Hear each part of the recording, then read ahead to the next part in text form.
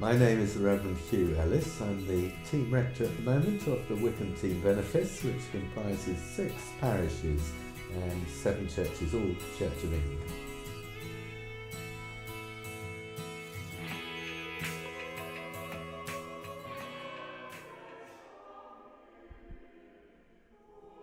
I haven't always been a priest. When I was very young, I wanted to be a fast jet pilot. So I ended up being a navigator rather than a pilot. And I have to say it was a very good and very demanding job. I loved the RAF life. And on the 12th of February 1982, the Greek tanker called the Victory was in trouble halfway across the Atlantic. We were a bit shocked by what we saw. The front 2/3 were not there at all. It had twisted off and sunk. So a couple of us were Christians on board and we decided to pray for them. The answer to prayer was not quite what we had anticipated. And then somebody behind me saw some smoke and said, "Hey Nav, you're on fire." We put out what we call a squawk.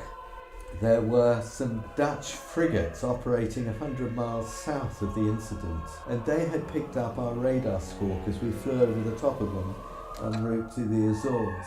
And as we descended to come down to land in the Azores, they thought we'd gone in.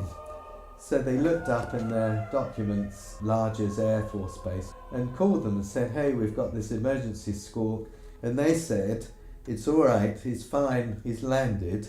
Can you help?" And when they were within range, they'd sent off 2 Lynx helicopters, which rescued 15 of the 16 remaining people. The rescue mission, of course, was life-threatening, and we had always entrusted our lives into God. I believed in that sort of divine protection when needed.